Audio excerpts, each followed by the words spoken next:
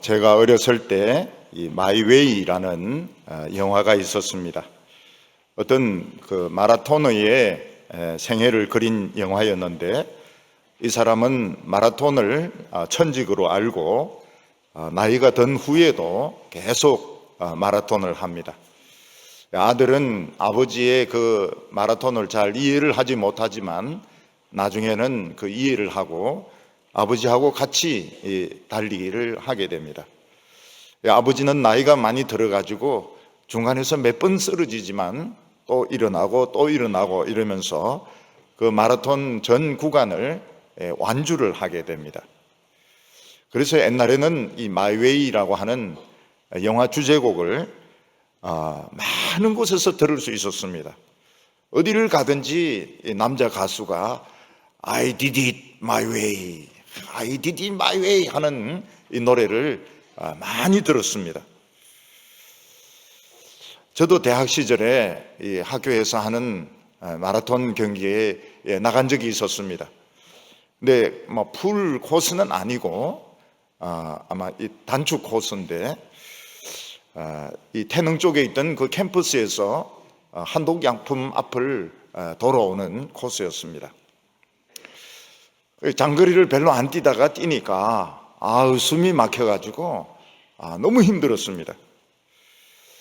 그렇지만 중간에서 포기하는 것이 참 싫어가지고 창피하고, 그래서 또 학교까지 오는 것도 창피하고 이러니까 잠깐 끝까지 뛰었습니다. 근데 얼마나 마라톤에 대한 상식이 없었는지 곧 밝혀지게 되었는데, 이 소변을 참을 수가 없는 겁니다. 미리 좀 준비를 하고 뛰었어야 되는데 그냥 뛰면 되는 줄 알고 무조건 뛰었는데 소변을 참을 수가 없어요. 그래도 참았습니다. 젊었기 때문에. 그래서 학교에 들어오니까 1, 2, 3등은 고사하고 33등이었습니다. 그리고 바로 이제 화장실로 뛰어갔습니다. 근데 그때 우리 학교가 개교 33주년이었습니다. 그래서 1, 2, 3등보다도 33등 상이 더 큰 겁니다. 근데 제가 그걸 모르고 화장실로 바로 뛰어가는 바람에 34등이 그걸 받은 겁니다. 그걸 지금 이야기하는 이유가 얼마나 그게 마음이 아팠던지, 그 33등이 그렇게 큰 상이 준비된 줄은 아무도 몰랐던 겁니다. 내가 33등이었는데 34등이 그 상을 탔어요. 소변 때문에. 육상 경기 중에서 참 이 유명한 육상 경기는 역시 그 우사인 볼트가 나오는 그 국제 경기입니다. 우사인 볼트가 얼마나 키가 큽니까? 그 키 큰 선수가 단거리 뛰는데 보면 저는 인상이 미사일이 발사하는 것 같아요. 또 키도 미사일 비슷합니다. 미사일 발사하듯이 그렇게 뛰어가지고 1등을 하는데 굉장히 인상적이었습니다. 우리나라에서 올림픽 열렸을 때 인상적이었던 것이 무엇인가 하면 미국 흑인 선수인데 단거리를 뛰면서 귀걸이를 하고 있는 겁니다. 그리고 손가락에 손톱을 굉장히 길게 세워가지고 거기 다 색칠을 해가지고 이렇게 길게 귀신같이 해가지고 뛰는데 1등을 하는 겁니다. 그거 보면서 저런 정신으로 뛰어도 1등 하는구나, 저 흑인 선수는 정말 대단하다, 이런 생각을 했습니다. 어디 나라든지 큰 경기, 중요한 경기를 할 때는 보면 정말 구름대 같은 관중들이 몰려들어서 환호성을 지릅니다. 영국에서는 축구 경기 할 때 얼마나 많은 그 관중들이 와가지고 자리를 채우고 막 소리를 지르고 마우라를 막 흔들고 이러는 것을 볼 수 있고, 미국에는 이 미식축구 할 때 보면 아마 10만 명이 넘는 것 같아요. 얼마나 미식축구가 인기가 높은지 그 많은 수만 명, 수십만 명이 몰려와가지고 또 막 소리를 지르는 것을 볼 수 있고, 우리나라도 뭐 야구 경기 같은 거 하면 많은 사람들이 와가지고 통닭을 먹어가면서 치맥을 먹어가면서 막 소리를 일어섰다 앉았다 이러면서 특히 여자들이 신이 난 것 같아요. 젊은 여자들, 여고생들 막 춤을 추면서 응원하는 것을 볼 수 있습니다. 이번에 축구로 큰 부음을 일으켰던 나라는 베트남이었습니다. 베트남 선수들이 갑자기 축구를 잘하는 바람에 베트남 국민 전체가 들썩들썩거리고 거기 팀을 맡았던 한국 감독은 영웅이 되었습니다. 그래서 사람들이 베트남 국기도 막 흔들고 태극기도 막 흔들고 아주 그냥 축구 붐이 일어났던 것을 볼 수가 있습니다. 시시한 경기는 관중이 없습니다. 그냥 가족들 정도 오고 그냥 홀빈하지만 유명한 경기, 국제적인 큰 경기, 인기 있는 종목은 정말 수만 명의 사람들, 어떤 때는 10만 명이 넘는 사람들, 어떤 때는 사거리 그 전광판 앞에 수만 명, 수십만 명이 모여가지고 열띤 그 응원을 하는 것을 볼 수가 있습니다. 그런데 천국에서도 그런 관중들이 있습니다. 천국의 천군 천사들 그리고 성도들이 열광하는 게임은 마라톤이나 축구나 야구나 미식축구가 아니고 우리 성도들이 하고 있는 믿음의 경주라고 말씀하고 있습니다. 우리 성도들이 어려운 여건 가운데서 믿음으로 막 돌진할 때 천군 천사들, 성도들이 막 우레 같은 그런 환호성을 지르면서 잘한다고 막 기뻐하고 박수치고 소리를 지르는 것입니다. 우리는 이 미식축구가 쉬운 줄 알았더만 그게 아니고 기술이 보통 기술이 아닙니다. 공을 던지는 것이나 잡는 것이나 또 태클 걸어서 사람을 붙잡는 거 보면은 정말 필사적으로 하고 기술이 보통 기술이 아니라는 것을 알게 됩니다. 지금 우리가 지금 믿음 생활하고 있는 것에 대해서 천군 천사들은 그걸 지켜보고 있습니다. 우리가 믿음으로 승리할 때, 이기고 있을 때 박수도 치고 환호성을 지르는데 정말 어마어마한 소리로 환호성을 지르고 또 우리가 쓰러지고 또 밀리고 패배할 때는 안타까워하면서 막 일어나라고 막 하는 것입니다. 이 아파트에 있으면은 지금 이기고 있는지 지고 있는지 금방 알 수 있습니다. 와 하면 이 골 넣은 겁니다. 와 하고 줄어들면 이거는 골이 안 들어간 겁니다. 그리고 조용하면 한 골 먹은 겁니다. 근데 우리는 이 천군 천사들 성도들이 막 환호성을 지르는 것이 우리 귀에는 들리지가 않습니다. 들리지 않는 것이 이게 사실은 맞습니다. 경기장에서 운동하는 이 선수들도 관중들의 그 떠드는 소리, 또 텔레비전 앞에 얼마나 많은 사람들이 모여 있는지 보이지도 않고 들리지도 않습니다. 그냥 경기에만 집중을 해야 이길 수가 있는 것입니다. 이 선수들을 보면 보기는 쉽지만 사실은 신기에 가까울 정도로 이 기술을 사람 몸으로는 도저히 나올 수 없는 그런 동작들이 나와가지고 결국 이기는 것을 볼 수 있습니다. 우리의 믿음의 경기도 마찬가지입니다.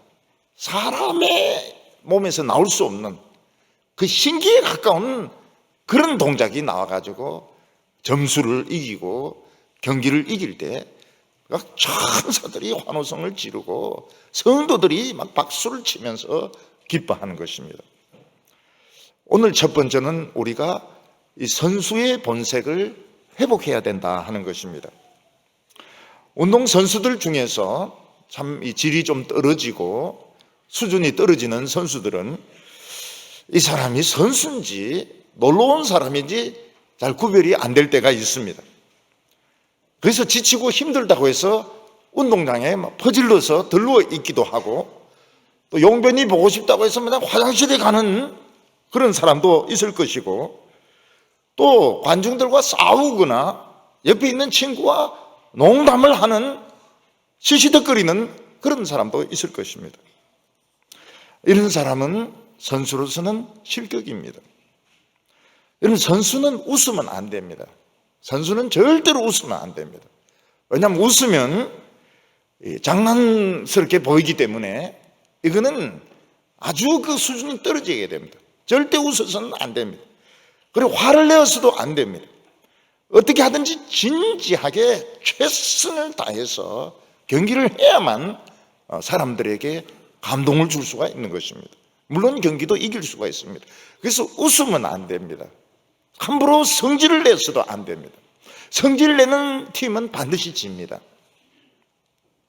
오늘 1절 말씀 보면, 이름으로 우리에게 구름같이 둘러싼 허다한 정인들이 있으니 모든 무거운 것과 얽매이기 쉬운 죄를 벗어버리고 인내로서 우리 앞에 당한 경주를 하며, 이렇게 말하고 있습니다. 우리는 선수가 아닙니다. 우리는 관중도 아닙니다. 우리는 그냥 하루하루를 평범하게 살아가고 있는 보통 사람들입니다. 우리는 선수가 아니에요. 단지 고3 수험생들은 좋은 대학교에 들어가기 위해서 열심히 공부를 합니다. 또 기업에서 책임을 맡은 사람들은 좋은 성적을 내기 위해서 밤 늦게까지 일을 하고 또 사람들을 만날 것입니다. 근데 우리는 수험생도 아니고 회사에서 중책을 맡은 사람도 아니고 우리는 보통 사람들입니다. 그러나 성경은 우리가 선수라고 말하고 있습니다. 우리는 이 믿음의 경주를 하고 있는 선수들인 것입니다. 우리는 천성을 향하여 전부 달리고 있습니다. 근데 마귀와 그 마귀의 졸개들은 우리를 탈락시키기 위해서 수많은 구덩이를 파놓고 수많은 올무를 만들어 놓았습니다. 그리고 아주 덩치가 큰 이런 거인들, 괴물들을 세워가지고 우리가 계속 천성을 향하여 달려가면 너희들 머리를 박살내겠다고 말하고, 또 우리를 뒤에서 자꾸 끈질기게 늘어지면서 우리를 넘어뜨리려고 하고 천성으로 못 가게 하려고 하고 있습니다. 그리고 세상에 너무 좋은 것들이 많아서 우리는 세상에 좋은 것들을 구경하다가 한평생을 다 허비를 해버리기도 하고, 어떤 때는 우리 천성을 향하여 달리는 것이 무서워서 숨어 있다가 한평생을 다 허비하기도 하는 것입니다. 이게 뭔가 하면 우리는 선수로서 지금 생각을 안 하고 있는 것입니다. 우리는 그냥 하루하루를 편하게 살다가 그냥 죽으려고 생각하고 있는 것입니다. 그냥 편하게 살려고 생각을 하고 있습니다. 그런데 우리로 하여금 정신 번쩍 들게 하는 소리가 무엇인가 하면 이 천군 천사들의 환호성 소리인 것입니다. 하늘을 찌를 듯한 와 하는 소리가 들리면서, 아니 이 소리가 어디서 나는 거야? 보니까 내가 선수인 것입니다. 내가 천성을 향하여 달려가는 선수인데 지금 그걸 잊어버리고 지금 주저앉아 있고 덜누워 있고 몸에 막 쓸데없는 것들을 막 걸치고 있는 것입니다. 다른 사람들과 싸우고 있고 농담이나 하고 있는 것입니다. 그때 우리는 정신이 번쩍 들게 됩니다. 오늘 성경 보면 구름같이 허다한 정인들이 있다고 말씀하고 있습니다. 우리는 혼자가 아닙니다. 우리에게는 수십만, 수백만의 관중들이 우리를 응원하고 있고 우리의 삶을 지켜보고 있습니다. 어떤 때는 막 환호성을 지르기도 하고 어떤 때는 안타까워할 때도 있습니다. 이 환호성이 어디서 나는 소리입니까? 성경에서 나는 소리인 것입니다. 성경은 환호성이 막 나오는 책입니다. 해리포터 보면 책을 열어보면 막 소리가 날 때가 있습니다. 성경책이 그런 책입니다. 성경책 열면은 그 해리포터 같이 악쓰는 소리가 아니고 환호성이 막 울려 나옵니다. 보니까 어떤 페이지를 탁 펼쳐보니까 느부갓네살의 그 금신상 앞에서 사드락 메삭 아벳느고가 절을 하지 않습니다. 우리는 왕의 신상에게 절하지 않겠으며 우리는 여호와 하나님만 신뢰하겠습니다. 그 소리를 듣고 천사들 막 박수를 칩니다. 우리가 저 소리를 얼마나 듣고 싶었던가. 그리고 이 세 명은 당당하게 끌려가서 그 용광로 불구덩이에 던져지게 됩니다. 하늘에 있는 천군 천사들은 막 전부 걱정을 합니다. 아, 사드락 메삭 아벳느고가 불에 타서 죄가 되지 않을까? 혹시 살아서 나올까? 막 걱정을 하고 있는데 이 세 사람이 그 뜨거운 불을 이기고 살아서 나오는 것입니다. 오히려 느부갓네살 왕은 이 세 사람 앞에서 절을 하면서 너희들이 믿었던 그 하나님이 너희를 지켜주셨구나 그러면서 굴복을 합니다. 그때 하늘에 수십만 수백만의 천군 천사들이 와 소리를 지르면서 사드락 메삭 아벳느고가 이겼다고 막 박수를 치면서 소리를 치면서 막 기뻐하는 것입니다. 그러면 이제 그 소리를 들으면 우리 성도들은 아, 나도 침체되어 있어서는 안 되겠구나. 나도 정신을 차려서 힘을 내야 되겠구나. 나도 저런 환호성을 들어야 되겠구나. 그러면서 정신을 차리게 되는 것입니다. 이 성경은 환호성이 들어있는 책입니다. 열면 막 소리가 나와요. 다니엘은 왕이 30일 동안 하나님께 기도하면 사자굴에 집어넣는다는 그 명령을 내리고 거기에 도장을 찍은 줄 알면서도 예루살렘을 향하여 하루 3번씩 기도를 합니다. 그리고 드디어 다니엘을 엿보던 사람들에 의해서 체포가 되어서 사자굴에 끌려가게 됩니다. 거기 있는 사자들은 전부 굶주린 사자들이고 아주 사나운 사자들이었습니다. 드디어 다니엘은 그 사자굴에 던져지게 되었습니다. 네, 하나님이 사인을 보내니까 천사가 내려가서 사자들을 전부 입을 봉해버립니다. 강력 접착 본드로 입을 다 봉해버렸습니다. 사자들은 다니엘을 막 먹고 싶은데 먹을 수가 없습니다.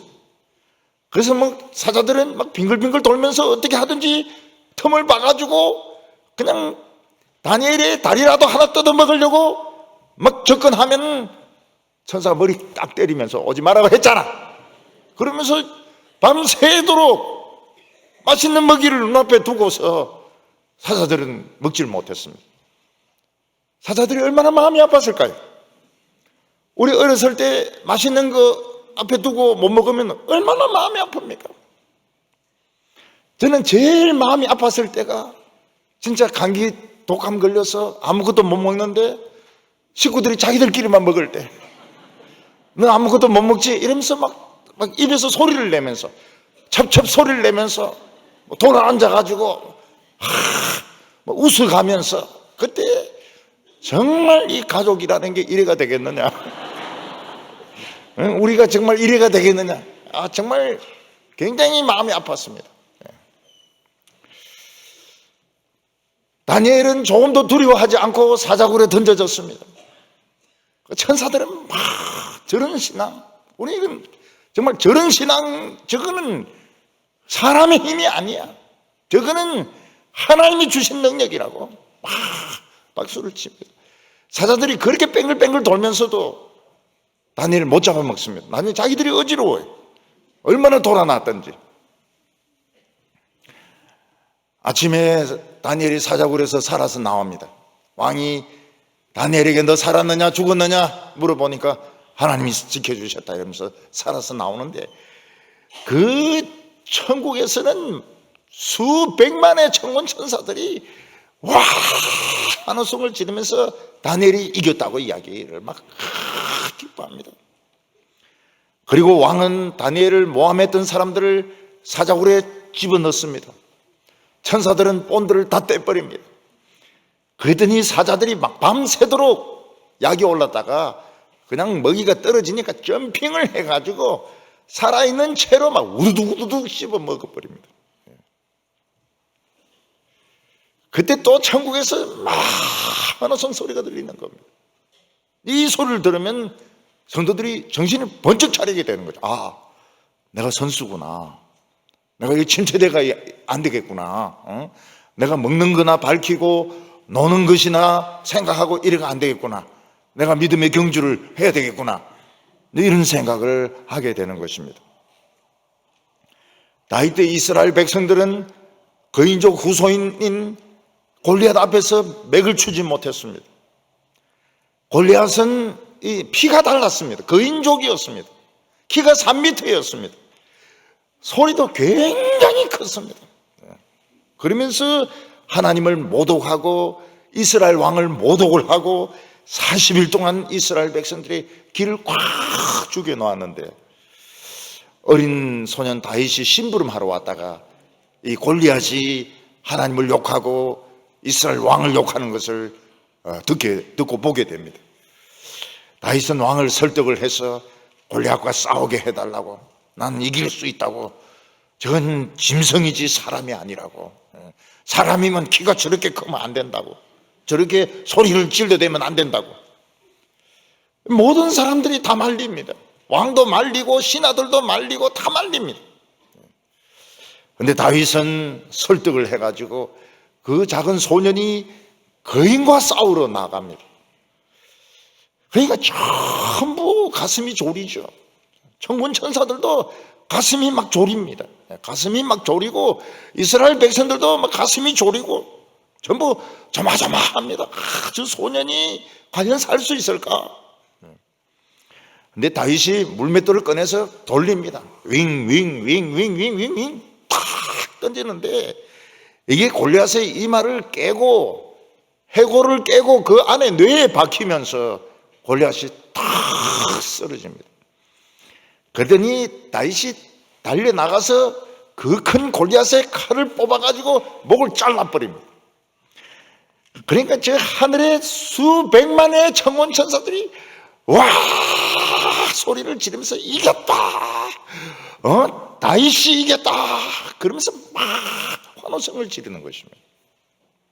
이 성경에는 환호성이 있습니다. 환호성, 소리가 있어요. 히스기야 때 예루살렘은 아수르 군대의 포위가 되어가지고 참 굉장히 어려운 상태에 있었습니다. 그때 아수르 왕 사네립의 신하 랍사게는 와가지고 입에 담을 수 없는 욕으로 히스기야를 욕했습니다. 그때 왕도 울고 신하들도 울고 여자들도 울고 아이들도 울고 모든 예루살렘 사람들은 낙심을 했습니다. 근데 히스기야는 끝까지 굴복을 하지 않습니다. 끝까지 버팁니다. 그러니까 하늘의 천군 천사들 성도들도 이겨라 이겨라 버텨라 버텨라 조금 더 버텨라 막 응원을 하기 시작합니다. 드디어 하나님의 사인이 떨어졌습니다. 그랬더니 천사 하나가 내려와 가지고 아수르 군대 18만 5천 명을 한순간에 죽여버립니다. 아수르 군대는 전부 시체로 변했습니다.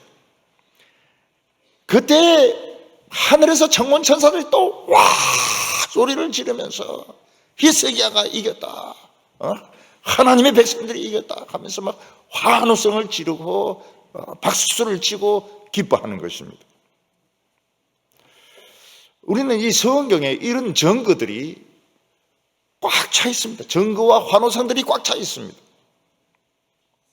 우리가 이 성경에 이런 증거들을 보면서 이런 환호성을 들으면서 우리는 낙심해 있고 침체되어 있으면 안 됩니다. 이 사람들도 참 이런 어려운 가운데 이겼구나. 용광로 불에도 들어가고 사자굴에도 들어가고 욕이란 욕은 다 얻어먹고 저 거인하고 싸워서 이겼구나. 나도 선수로 내 자신의 신분을 되찾아야 되겠다. 선수로 신분을 회복해야 되겠다. 우리는 이런 생각을 하고 다시 달리기를 시작해야 되는 것입니다. 믿음의 경주를 다시 해야 되는 것입니다. 세상에 팔려있고 사소한 것으로 다투고 있고 싸우고 있고 엉뚱한 데 생각이 빠져 있다가 내가 선수지 그러면서 이제 다시 달리기를 시작해야 되는 것입니다. 근데 선수로 달리기를 하려고 하면 몸을 가볍게 해야 됩니다. 몸을 가볍게 해야 돼요. 1절 하반절에 보면 모든 무거운 것과 얽매이기 쉬운 죄를 벗어버리고, 운동하는 선수는 옷이 가벼워야 됩니다. 외투, 아주 두꺼운 외투를 입고 마라톤을 하면 어떻게 될까요? 빨리 달릴 수가 없고 금방 열이 나가지고 더워서 결국 뛸 수가 없습니다. 그래서 무거운 옷은 벗어버려야 됩니다. 가장 얇은 옷을 입어야 되는 것입니다. 그리고 누군가 막 자꾸 늘어진다 그러면 잡히지 않도록 옷을 할 수 있으면 뭐 주머니 같은 것도 없고 마후라 같은 것도 없고 그런 옷을 입고 뛰어야 되는 것입니다. 그리고 어떤 짐을 가지고 뛰면 안 됩니다. 큰 지갑 안에 5만 원짜리 잔뜩 넣고 뛰면 어떻게 됩니까? 이게 덜렁덜렁 거려가지고 제대로 뛸 수가 없어요. 그래서 지갑을 또 손에 잡고 뛰도 이게 속력을 낼 수가 없습니다. 어떤 사람들은 엉덩이에 스마트폰을 꽂고 막 뜁니다. 또 뛰다가 전화 오면 전화를 받습니다. 그러면 경기를 제대로 할 수가 없어요. 무거운 이런 외투 같은 거는 다 맡겨놔야 됩니다. 지갑 필요 없어요. 마라톤 하는데 지갑이 무슨 필요가 있습니까? 스마트폰이 무슨 필요가 있습니까? 이거 다 벗어버리고 가장 가벼운 옷, 가장 공기의 저항을 적게 받는 옷이 있고 그냥 날렵하게 뛰어야 되는 겁니다. 여러분 축구 경기를 막 하다가 스마트폰으로 전화 오면 지금 3대 빵인데 우리 지금 지고 있어. 더 질 겁니다. 축구 경기 하면서 스마트폰을 받는 사람이 어디 있습니까? 어떤 사람 자전거 타면서 스마트폰 받는 사람이 제법 있어요. 제 앞에서 그대로 헷가닥 하면서 팍 엎어지는 거 제가 봤습니다. 신방 가다가 앞에서 자전거가 막 손가락질을 하면서 막 확 뒤집어지는데 그 사람 얼굴이 막 피떡이 돼버렸어요. 왜 그 자전거 타면서 이걸 봤는지 모르겠어요. 어떤 사람은 길 가면서 뭐 이 문자 주고 받고 이러다가 전봇대에 그냥 그대로 박아가지고 말이죠. 뒤로 넘어지기도 하고요. 어떤 사람은 아기 볼 사람이 없다. 아기 업고 막 축구 뛰고, 아기 업고 막 프로 야구 나가서 스틸을 하고 말이죠. 이렇게 하면은 경기가 안 되죠. 아기는 데리고 오면 안 되죠. 선수가 아기를 업고 막 축구 경기 막 하고 이렇게 하면 경기가 안 되죠. 아기 다 떼놓고 스마트폰 다 맡겨놓고 지갑도 맡겨놓고 옷도 딱 유니폼만 입고 그냥 중등설동 뛰어야 되는 것입니다. 근데 우리에게 중요한 것은 옷만 가볍게 하는 것이 아니고 이 죄나 이 나쁜 습관 같은 것을 벗어버려야 된다는 것입니다. 어떤 사람은 하나님의 일을 해야 되는데 노는 것을 너무 좋아하는 거예요. 어떤 사람은 하나님의 일을 해야 되는데 죄에 너무 깊이 얽혀가지고 그거 가지고 막 싸우는데 보니까 10년이 날아가는 겁니다. 20년이 날아가게 돼요. 정말 영혼을 건지고 하나님의 이 말씀을 가지고 달려야 될 일인데 싸워가지고 사람들이 죄 때문에 싸워가지고 너 죄 지었다 이러니까 또 죄 안 지었다 그래가지고 싸우는데 10년이 날아가 버리고 20년이 날아가 버리는 겁니다. 그 쓸데없는 정욕에 빠져가지고 허우적거리느라고. 교회는 비밀이란 게 없습니다. 교회는 비밀이 없어요. 그러니까 처음부터 자기가 목회를 하겠다고 생각하면은 이 죄가 없어야 돼요. 그리고 얽매이기 쉬운 죄의 습관이 없어야 됩니다. 어떤 목사는 막 큰 교회 목회를 하면서 그 음란 사이트에 계속 들어가 가지고 그거 보고 또 와서 또 설교 준비하고 그냥 얼마나 바쁩니까?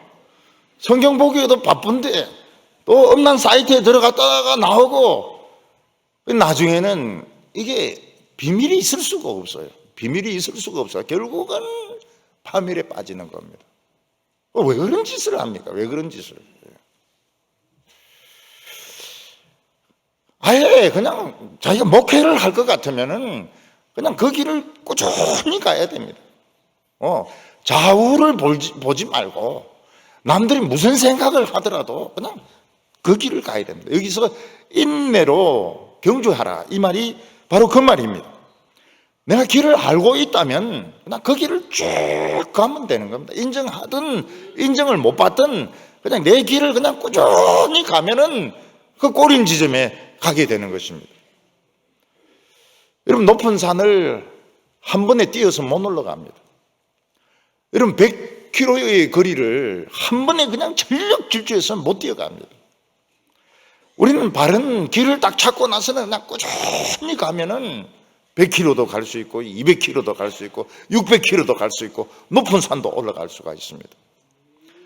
호기심을 가지고 자꾸 여기저기 기웃거리고 사람들 따라가고 사람들 만나서 무슨 정보를 듣고 무슨 이야기를 듣고 뭐 교회가 어떻게 돌아가고 어떻게 돌아가면 어떻게 돌아가요? 다 시끄럽죠. 시끄럽죠.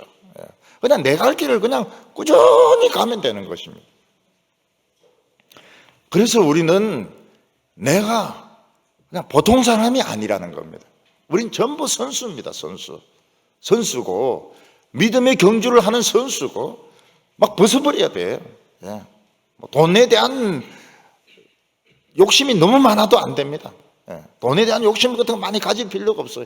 명예에 대한 욕심도 가질 필요가 없고 나쁜 습관을 가질 필요도 없고 그냥 막 벗어버려야 됩니다. 벗어버려서 굉장히 옷을 가볍게 만들어야 되고 나쁜 습관들 있으면 잘라버려야 됩니다. 잘라버려야 돼요.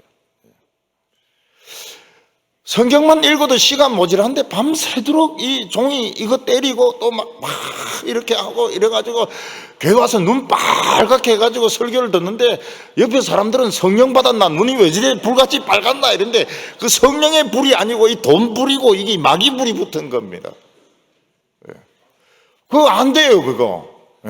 이거 하던 사람은 이게 안 되는 겁니다. 팍 잘라버려야 돼요. 설교 때 이걸 확 설교 듣고 잘라버려야 됩니다. 예수님 뭐라고 그랬습니까? 손목을 잘라버리라고. 손목까지는 자르지 말고요. 손가락을 잘라버렸어요. 그걸 하지 마라 말이에요. 하지 마라 말이에요. 안 좋은 건 덕이 안 되는 거는 하지 말아야 된다. 몸을 아주 가볍게 만들어가지고 막 뛰어라는 겁니다. 뛰어라는 거예요. 죄와 얽매이기 쉬운 거. 마귀가 막 잡으려고 하고 다리 태클을 걸고 이러는데 그걸 건너뛰어서 그냥 천성을 향하여 막 신기에 가까울 정도로 막 못 따라올 정도로 마귀가 못 따라올 정도로 숨이 차가지고 그럴 정도로 막 달리라는 것입니다. 그래서 우리는 선수입니다. 선수. 천국을 향하여 달리는 프로 선수고 이 프로의 실력을 가져야 되는 것입니다. 오늘 두 번째로 이 예수님을 바라보라 이렇게 말씀하고 있습니다. 우리가 달리기 경기를 할 때 무조건 달리는 것보다는 어떤 목표를 이렇게 정해놓고 달리는 것이 훨씬 쉽습니다. 특히 마라톤 경기를 할 때 보면 같이 뛰어주는 사람이 중요합니다. 페이스를 맞춰주는 사람. 그래서 이 페이스 메이커라고 해가지고 같이 이제 페이스를 숨을 맞춰주고 이 보조를 맞춰주는데 이 사람은 우승자를 돕는 사람입니다. 그래서 반환점을 돌아서 그 결승까지 갈 때 같이 뛰어줍니다. 왜냐하면 다른 사람은 빨리 뛰었다 늦게 뛰었다 빨리 뛰었다 늦게 뛰었다 이러면은 자기의 그걸 잃어버려가지고 자기가 평소에 그거를 속도를 잃어버려가지고 이 속력을 못 냅니다.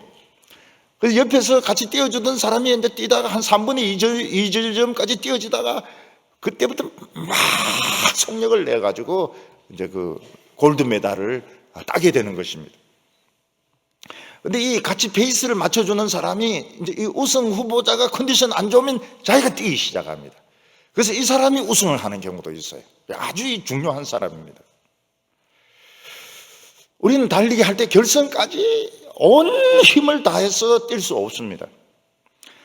그래서 마음속으로 이제 목표를 여러 번 생각해야 됩니다. 저 나무까지 뛴다. 그 나무를 통과하고 나서는 저 다리까지 뛴다. 왜냐하면 굉장히 지루하거든요. 그 다리를 통과하고 나면 이제 반환점까지 뛴다. 반환점 돌아오고 나면 저 간판까지 뛴다. 근데 이런 식으로 목표를 잘라가지고 뛰면 덜 지루하고 덜 힘이 드는데 처음부터 끝까지 나는 최고로 잘 뛴다 이렇게 하면 결국은 이 힘 안배가 안 돼가지고 중간에 그냥 걸어서 갑니다. 걸어서 가는 경우가 있습니다. 그 작은 목표를 생겨서 여기까지 간다. 여기까지 간다. 예수님 뭐라고 말씀하셨습니까? 오늘 하루만 살아라. 오늘 하루만 살아라.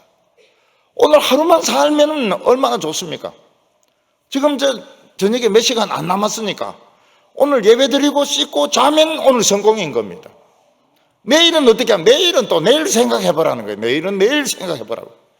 근데 많은 사람들은 3년 뒤 은퇴하고 난 뒤에 그리고 막 4년 뒤 10년 뒤 하니까 짐이 얼마나 많은지 모릅니다. 그러니까 내 자신의 10년 뒤, 우리 애의 10년 뒤, 우리 손자의 10년 뒤 그걸 짊어지니까 사람이 이걸 견디질 못하는 겁니다. 견디질 못해가지고 그냥 팍 주저앉아 버립니다. 그래서 작은 목표를 생각하고 뛰면은 좀 쉬워요. 그 작은 목표가 뭔가 하면 예수님인 겁니다. 예수님을 생각하고 뛰면 쉬워요. 2절에 보면 믿음의 주요 또 온전케 하시는 인 예수를 바라보자. 그는 그 앞에 있는 기쁨을 위하여 십자가를 참으사 부끄러움을 개의치 아니하시더니 하나님의 보좌 우편에 앉으셨느니라. 하나님의 보좌 우편이 우승 중에 최고 우승입니다. 우리가 처음부터 어떤 새로운 것을 한다는 건 참 어려워요. 높은 산을 맨 처음 올라갈 때 굉장히 불안합니다. 과연 이게 가능할까? 그런데 누군가가 그 산을 정복하면 쉽습니다. 어떤 사람이 이게 몇 년도에 여기에 올라갔다 내려왔다. 그럼 나는 충분히 올라갔다 내려온다. 그리고 어떤 대륙을 횡단하고 남극을 횡단하는데 처음 갈 때는 굉장히 긴장이 되고 겁이 나가지고 이 힘이 몇 배나 듭니다. 근데 누군가가 이걸 통과했다 이러면 이건 인간은 할 수 있는 거구나. 그래서 훨씬 더 도전하는데 자신감이 생기게 됩니다. 공부를 할 때 혼자서 하면 방향이 안 잡혀요. 근데 누군가 공부를 굉장히 잘하는 사람 뒤를 따라가면 공부가 쉽습니다. 잘 뛰는 사람 뒤에서 그 등만 보고 뛰면 굉장히 쉬워요. 잘 뛰는 사람 뒤에서 따라서 뛰면 아주 뛰는 것이 쉽습니다. 그래서 이 성적도 좋은 성적이 나와요. 그래서 우리는 예수님을 작은 목표로 삼아서 뛰어라는 것입니다. 예수님은 이 세상에서 길을 개척해 놓으셨습니다. 하늘까지 가는 길을 개척을 해 놓으셨어요. 그런데 예수님은 부자도 아니고 영웅도 아니고 유명한 정치인도 아니었습니다. 예수님은 제자들도 예루살렘에서 제자 운동을 한 것이 아니고 저 시골 구석 저 갈릴리에서 제자들을 뽑아가지고 제자 훈련을 시키셨습니다.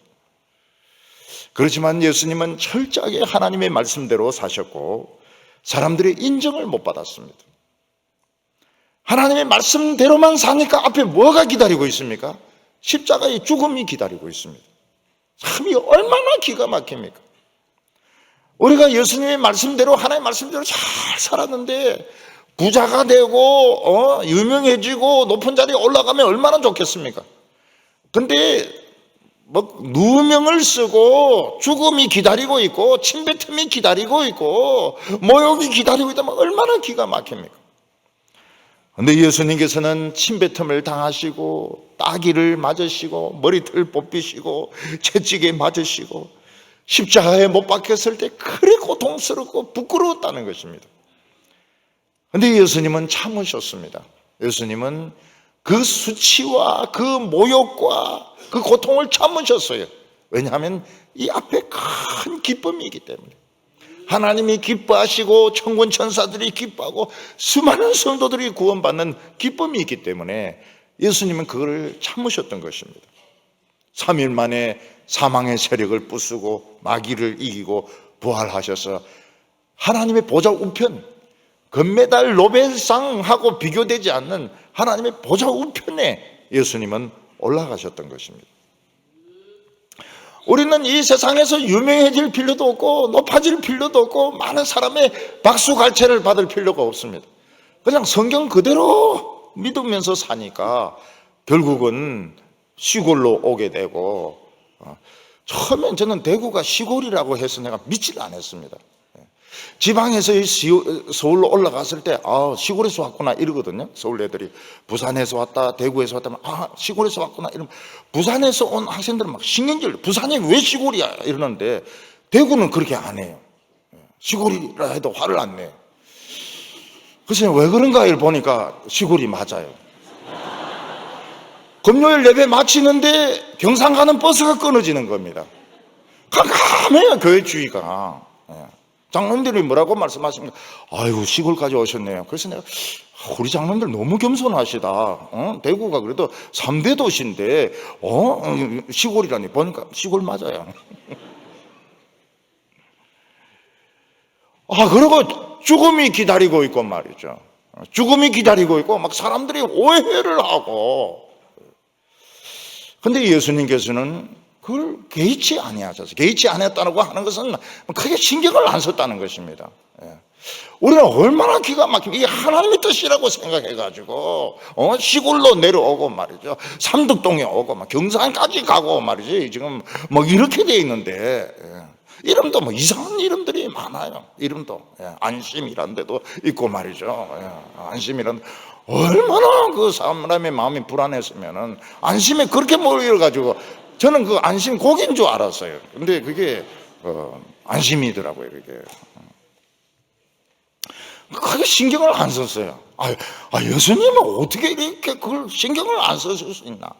신경 많이 쓰셨죠. 많이 쓰시고 마음도 많이 상하시고. 근데 예수님은 거기에 크게 매이지 않아요. 왜냐하면 더 수백 배, 수천만 배 큰 기쁨이 있기 때문에. 하나님이 기뻐하시고 천군 천사들이 기뻐하고 우리 성도들이 기뻐하는 그 큰 축복이 있기 때문에 예수님은 거기에 매이지 않으셨던 것입니다. 3절에 너희가 피곤하여 낙심하지 않기 위하여 죄인들이 이같이 자기에게 거역한 일을 참으신 일을 생각하라. 예수님은 이 세상에 계실 때 너무 속상할 때가 많았습니다. 제자들은 아무리 가르쳐줘도 못 알아듣습니다. 여러분, 동생들에게 수학을 가르쳐주고 영어를 가르치는데 아무리 가르쳐줘도 못 알아들을 때 심장이 터집니다. 심장이 터져요. 그리고 막 그저 이게 올라가려고 그래요. 그래서 동생들 가르쳐주면 안 됩니다. 아버지가 애들 가르쳐주면 안 돼요. 그냥 딴 사람이 가르쳐줘야지. 그 과외비 아끼려고 부모가 직접 가르쳐 주려고 하다가는 그냥 애를 그냥 비투성이로 만드는 수가 있습니다. 심장이 터져가지고요. 제자들 아무리 가르쳐줘도 못 알아들어요. 주기도문 외워봐라 모릅니다. 그리고 관심 가지는 건 누가 더 높으냐, 누가 더 높으냐, 베드로가 높으냐, 요한이 높으냐, 막 그것만 가지고 싸우는 겁니다. 예수님이 십자가에 못 박혔을 때 사람들이 막 내려오라고, 내려오면 믿겠다고. 그때 무슨 생각? 확 내려가봐? 확 한번 그냥 내려가봐? 요놈들 그냥 확 내려가서 그냥 한번 그냥 조져버려? 근데 예수님은 그냥 거기에 그냥 계속 참고 있었던 것입니다. 우리도 이 세상에서 믿음 생활하려면 속상할 때가 너무 많습니다. 내 믿음을 인정을 안 해줘요. 내 실력을 인정을 안 해줍니다. 오히려 사람들은 막 시기하고 미워하고 욕하고 오해를 하고 이럴 때 막 다 때려치우고 싶어요.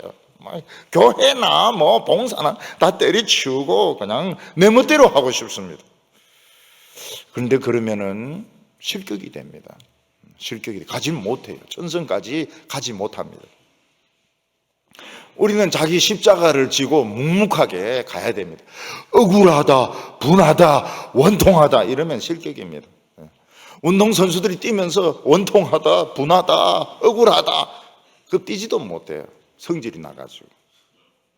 예수님은 십자가 지고 가면서 쓰러지면 어떡하면 또 일어납니다. 저기까지는 가야 된다. 몇 계단은 더 가야 된다. 또 일어나서 또 쓰러지고 또 일어나서 또 쓰러지고 또 쓰러지고 그러면서 가는 겁니다. 채찍으로 때리면 또 막 너무 아프죠. 그래도 또 가야 됩니다. 저까지는 가야 돼.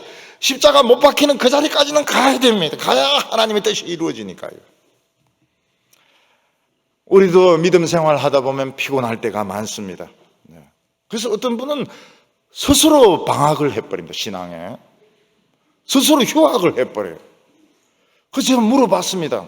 누가 휴학계 써줬냐 이러니까 아니라고 그래요. 자기가 휴학계에 사인했다는 거예요.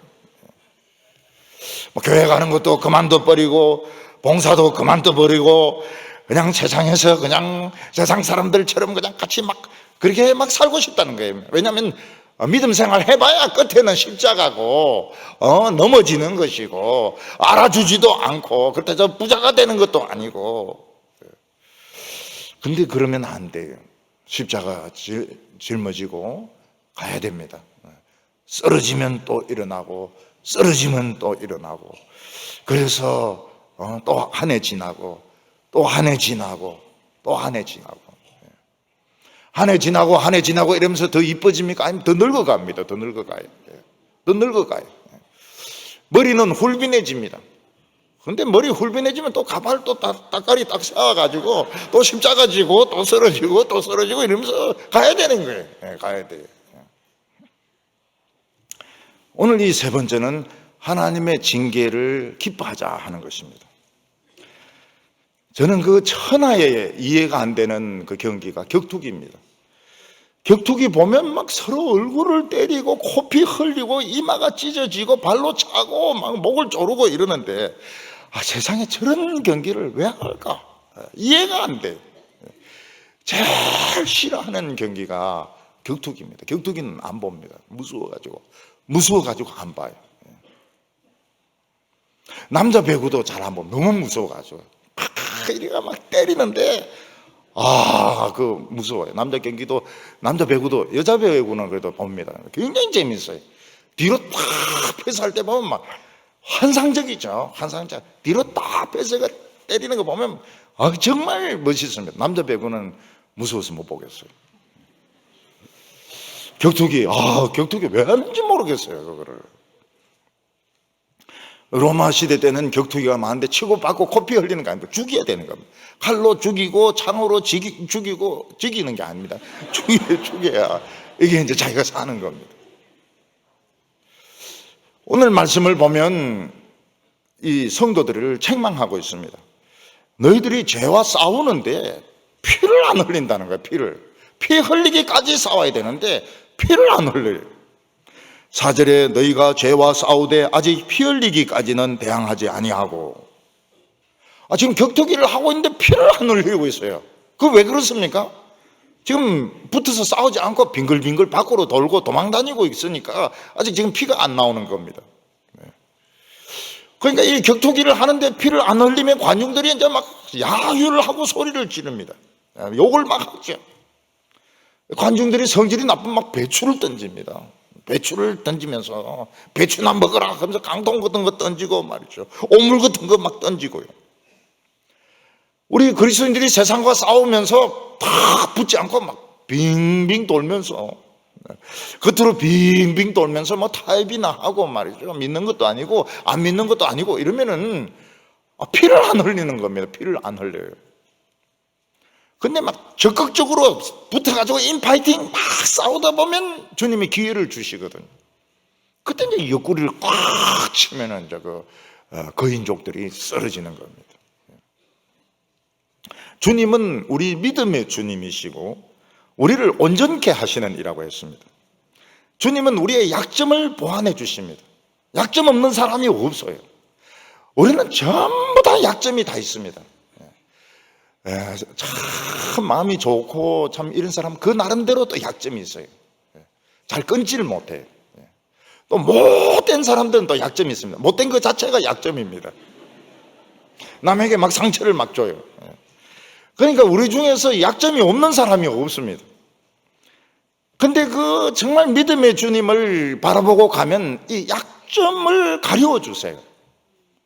그래서 사탄이 약점을 못 찾습니다. 약점은 있지만 약점을 못 찾습니다. 그리고 이제 찬스를 주시는 거예요. 상대방의 허점이 보입니다. 운동선수들은, 경기하는 선수들은 안 보이지만 감독이나 관중은 딱 보면 구멍이 딱 보여요. 아, 저쪽은 뚫렸구나. 틀림없습니다. 틀림없어요. 막 바로 점수 먹습니다. 바로 점수 먹어요. 그러니까 예수님은 어떻는가 하면 우리의 그 약점은 있지만 약점을 가려워 주세요. 약점이 노출되지 않도록 가려워 주세요. 약점이 없는 사람은 없습니다. 다 약점이 있습니다. 사람들이 그런 말을 하죠. 저분이 저렇게 성질이 급한 줄 몰랐다는 거예요. 실제로는 성질이 급했는데 하나님 가려워 주셔가지고 정말 온유한 줄 알았더라는 것입니다. 온유한 줄 알았는데 한번 보니까 이 아니라는 것이죠. 천국 가보니까 아니더라는 것이죠. 천국 가버렸으면 이제 소용이 없는 겁니다. 그래서 우리는 이 두려움에 빠지면 안 됩니다. 성도들이 두려움에 빠지면 안 돼요. 사실 우리가 뭘 알기 시작하면 두렵기 시작합니다. 아무것도 모를 때는 두렵지가 않은데 세상을 알고 인간을 알면 두려워집니다. 근데 두려워하면 안 돼요. 두려워하면 아무것도 못합니다. 우리는 아무것도 두려워하지 말아야 됩니다. 예수님만 바라보면서 겁을 내지 말아야 됩니다. 굶어 죽는 것도 겁내면 안 되고 병에 걸려서 죽는 것도 겁내면 안 되고 그냥 아무것도 겁내면 안 됩니다. 그런데 우리가 싸워야 할 대상은 거인이 아니고 죄라고 했습니다. 죄를 지을 수밖에 없도록 강요를 받을 때 우리는 예예예예 하면서 아웃사이드로 이래 돌 것이 아니고 이 피를 흘리는 데까지 대항을 해가지고 죄를 안 지어야 된다는 것입니다. 옛날 노예들은 죄를 안 짓는다 해서 죄인에게 채찍질 당하기도 하고 막대기로 맞기도 하고 코피를 흘리기도 하고 그렇게 했습니다. 오늘 우리는 죄 지으라고 강요하지는 않습니다. 그렇지만 눈에 안 보이게 강요를 합니다. 회사에서 승진하려면 이제 죄를 지어야 됩니다. 죄를 지어야 돼요. 그러면 이제 어떻게 할 것인가? 죄를 짓더라도 승진을 해야 됩니다. 세상이 알아주는 것은 승진밖에 안 알아줍니다. 학생들은 점수입니다. 장학금입니다. 그렇지 그 사람이 얼마나 양심을 지켰느냐 이런 건 아무도 안 알아줍니다. 그런데 우리는 죄와 싸워야 됩니다. 자신이 죄에 빠지려고 하면 머리를 벽에 팍 박아가지고 머리에서 피가 좀 나야 됩니다. 자기 코를 때려가지고 코피도 좀 흘려야 됩니다. 그렇게 해서 자기 자신을 가혹하게 자기 자신을 막 줍해야 돼. 어디에 죄를 지으려고 하냐. 눈도 막 버릇게 만들고 말이죠. 직장의 상사인데 욕을 얻어먹기도 하고요. 그런데도 승진을 해요. 승진 못하는 경우도 있기도 하고 승진하기도 해요. 참 놀라운 일이죠. 되게 뻣뻣하면은 싫어합니다. 우리 기독교인들이 참 강직하지만 부드러워야 돼요. 부드러워야 돼요. 근데 강직하고 뻣뻣하면 틀림없이 잘립니다. 그래서 살아남으려면 어떻게 해야 돼요? 살아남으려면 정말 정직하지만 또 부드러워야 됩니다. 부드러워야 돼요. 저는 청년 때 그 부드러운 걸 잘 몰랐습니다. 저는 부드러운 사람이 아니었어요. 부드러운 건 비겁하다 이렇게 생각해가지고 굉장히 뻣뻣했습니다. 저는 사실은 굉장히 정의롭지만 뻣뻣했어요. 근데 군대 가니까 그런 거 어디 있습니까? 군대 가면 그냥 빠따로 그냥 막 하는데 군대 생활 하면서 이렇게 가만히 보니까 강직한 이런 사람들이 별을 못 따라요. 왜 별을 못 따느냐 하니까 위에 사람들이 부담스러워하는 거예요. 그 사람이 강직한 건 알지만은 부담스러워요. 쓰기가 부담스러운 겁니다. 근데 자기 자신과 막 그 싸운 사람, 머리도 쳐박기도 하고 코피도 흘리고 이런 사람들은 벌써 부드러워요. 부드러워 가지고 사람 어느 누구든지 그렇습니다. 어느 누구든지 참 쓰기에 편한 사람, 부담스럽지 않은 사람, 이런 사람을 좋아하지 막 정의를 주장하고 막 끝까지 고집을 이런 사람들은 누구든지 다 싫어합니다. 그래서 이 성도들이 겸손하고 온유하면서도 뜨거울 때 다 좋아합니다. 싫어하는 사람 아무도 없어요. 근데 신앙을 잘못 배우면 굉장히 고집스럽습니다. 굉장히 고집스럽고 사소한 거 하나도 양보 안 합니다. 그러면 굉장히 부담스러워하죠. 아우, 너무너무 힘들게 하니까요.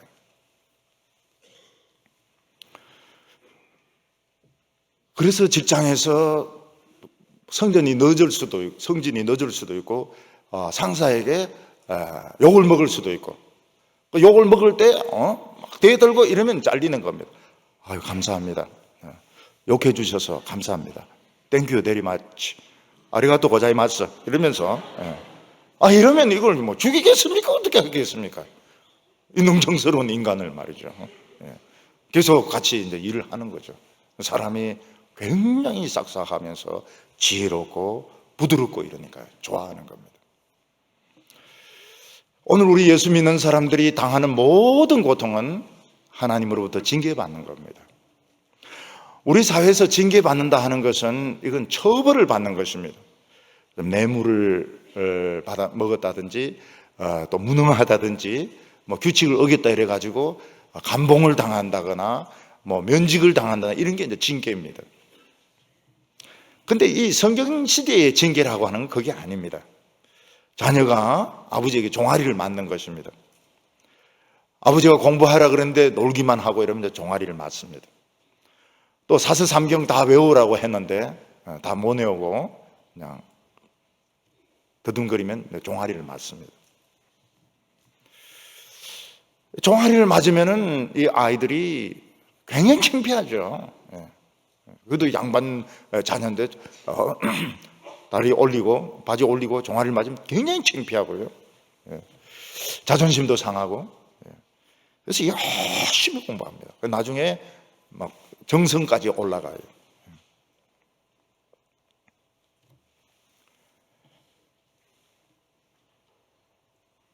그 굿바이 미스터 칩스라는 그 책을 옛날에 제가 굉장히 좋아했습니다. 그 사람이 이제 원래는 이름이 치핑인데 그 사립학교 선생님이었습니다.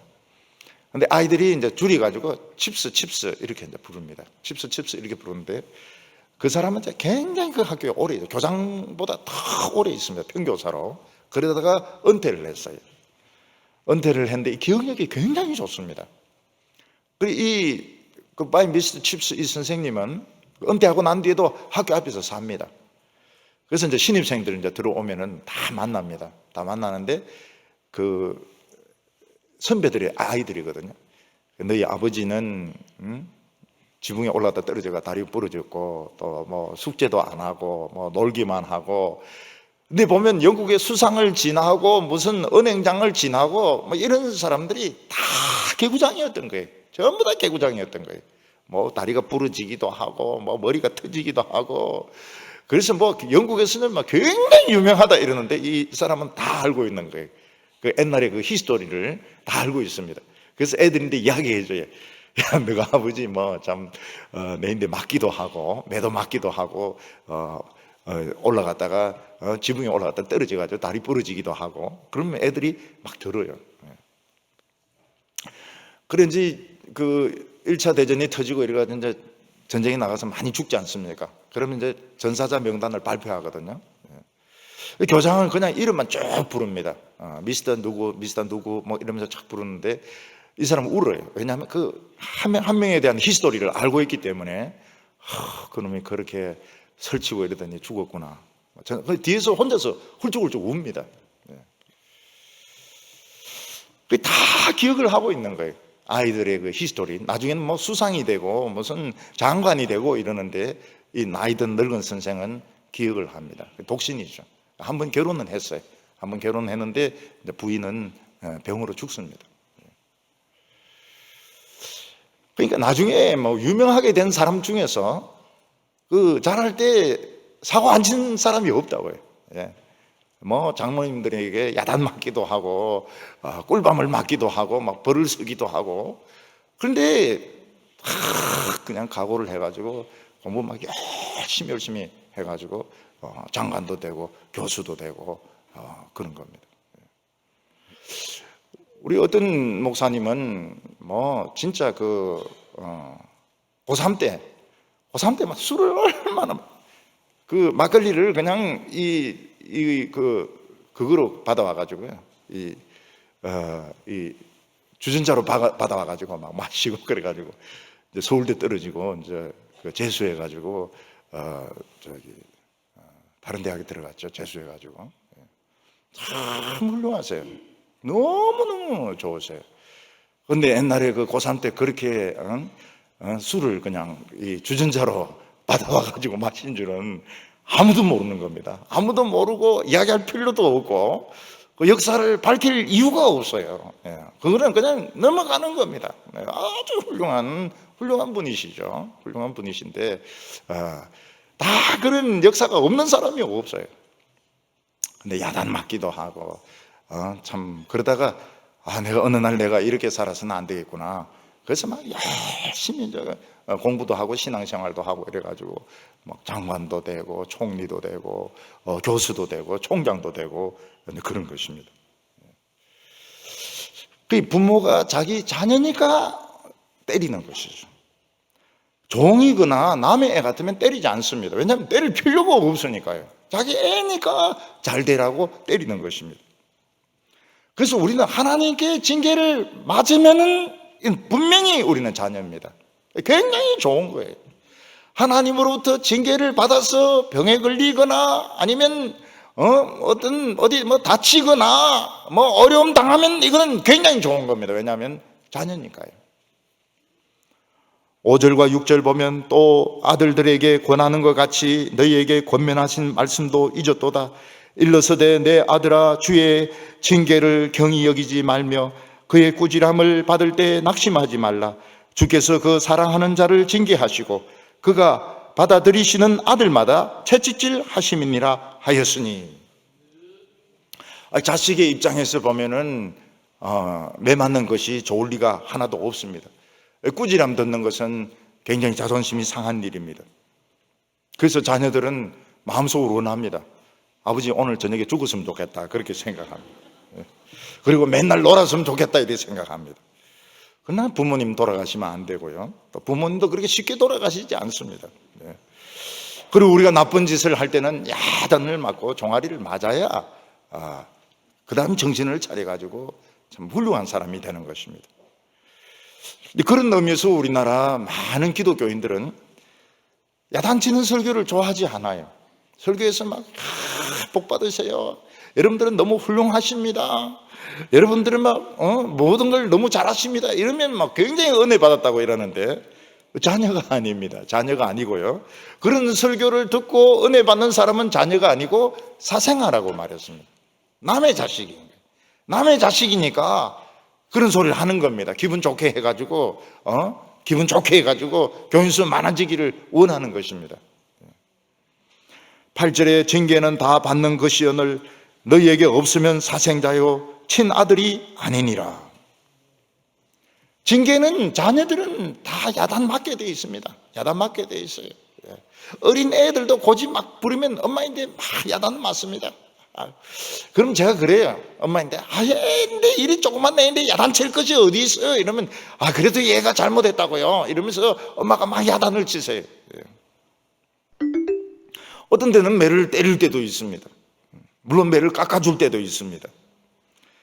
자식이 무슨 나쁜 짓을 해도 잘했다 하는 부모는 자기 자식이 아닌 겁니다. 이는 데려온 자식이고 이건 자기 자식이 아닌 거예요. 그래서 우리 성도들은 하나님에게 매를 맞으면 이건 왕창 이거는 왕창 이건 복을 받은 겁니다. 왜냐하면 하나님의 친자식이니까요. 그때부터 막 큰 소리 칠 수 있습니다.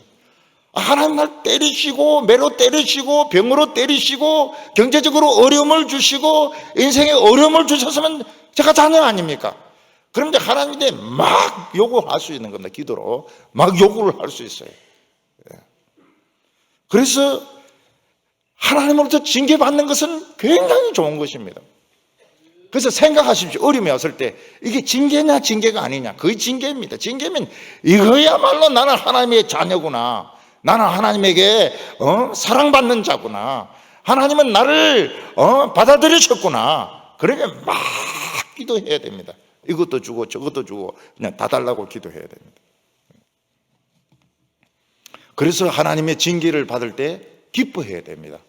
내가 자녀는 맞구나. 내가 부족한 것이 많기는 많지만 자녀는 진짜 자녀구나. 왜냐하면 때리는 거 보니까 하나님의 자녀가 맞는 겁니다. 11절 보면 무릇 징계가 당시에는 즐거워 보이지 않고 슬퍼 보이나 후에는 그로 말미암아 연단받은 자들은 의와 평강의 열매를 맺느니라. 종아리를 맞을 때는 막 아파서 울고 이러지만 다 맞고 나면 시원합니다. 왜냐하면 아빠가 짜장면을 사줄 때도 있고 돈을 줄 때도 있으니까요. 제 친구 하나는 엄마인데 막 맞고 나면 꼭 50원을 받아요. 너무 내가 부러워가지고 내가 맞을 수 없냐, 내가 맞고 50원 받을 수 없냐 이랬더니 그 엄마가 안 된다고 그러면서 밥만 먹고 가라고요. 나도 좀 매 맞고 그냥 밤 자고 그냥 한 몇 대 맞고 50원 받으면 참 좋을 것 같은데 나는 안 된대. 근데 걔는 주야로 맞습니다. 그리고 50원을 받아요. 여기 보면 징계를 받을 때 도망치지 말고 징계를 다 받으라고 말했습니다. 근데 제가 이 딱 말씀 들으니까 생각이 나는데 우리 형들은 징계를 다 안 받아요. 징계를 안 받아요. 엄마가 매를 딱 들면 바로 창문으로 뛰어가지고 도망갑니다. 근데 얼마나 빠른지 엄마가 잡을 수가 없어요. 첫째, 셋째는 징계를 제대로 안 받았어요. 징계를. 엄마가 때릴 조짐이 보이면 바로 그냥 도망가니까요. 그래 이제 고등학생이 되지 않습니까? 때리려고 하면 엄마보다 힘이 더 센 거예요. 엄마 손을 잡고 엄마 왜 이러시나이까 막 이러면 또 웃어가지고 못 때려요. 그러니까 어리숙한 것들만 터지는 겁니다. 어리숙하고 행동도 좀 느리고 이러면 이제 터지는 건데 엄마가 마음에 감동이 생길 때까지 맞아야 되는 거예요. 왜냐면 도망가는 법을 몰라가지고요. 이 크면 안 맞습니다. 그러면 고등학생 되면 벌써 안 맞아요. 벌써 어깨가 벌써 이렇게 수염이 벌써 나고 음성도 변하고 이러니까 엄마 왜 이러세요? 같은 인간끼리 인간적으로 대화해 봅시다. 요거를 그냥 확 핥히고 싶은데 힘이 이제 안 되는 거예요. 벌써 그런 사람들은 예수를 잘 못 믿어요. 엄마인데 죽도록 터진 이런 애들이 그냥 교회에 그냥 설교 끝까지 듣고 축도할 때까지 앉아있고 이렇지. 이 도망치고 이런 사람들은 막 축도할 때까지 가깝해서 못 있습니다. 그냥 막 우르르 가버려요. 그래서 신앙생활은 좀 어리숙한 게 좋습니다. 어리숙한 게 좋아요. 12절과 13절 보면 그러므로 피곤한 손과 연약한 무릎을 일으켜 세우고 너희 발을 위하여 곧은 길을 만들고 저는 다리로 하여금 어그러지지 않고 고침을 받게 하라. 우리는 이 세상에서 손도 피곤하고 무릎도 막 떨리고 있습니다. 벌써 이게 근육이 지금 풀어지 가지고 지금 막 무릎이 막 떨리면서 막 주저앉고 싶어 합니다. 그런데 힘을 내라는 거예요. 우리는 얼마든지 힘을 낼 수 있으니까 손도 푹 처지고 무릎도 막 떨리고 이러는데 힘을 막 쓰라는 겁니다. 특히 노인들이 이제 넘어지면은 이 뼈가 다치지 않습니까? 누우면은 이제 큰일 나는 겁니다. 누우면은 근육이 그냥 쫙 빠져버립니다. 한 달에 근육이 다 70%가 없어져 버립니다. 근육이 없어지니까 피를 보관을 못하니까 이제 내장으로 쏠리니까 돌아가시는 거예요. 그래서 노인들은 넘어지면 안 됩니다. 절대로 넘어지면 안 돼요. 무릎을 굳게 잡고 떨리는 손도 힘을 쓰고. 그래서 목욕탕에서도 그냥 쇼하고 이러면 안 되고 탁탁 잡고 이렇게 이동을 해야 됩니다. 벌써부터 50대부터 잡고 이동하세요. 50대부터 목욕탕에서 넘어지면 안 되니까요. 길을 곧게 하라 이런데 사실은 길이 곧을 수가 있습니까? 걷는 법을 이걸 바로 짚는 법을 이걸 배워야 되는 겁니다.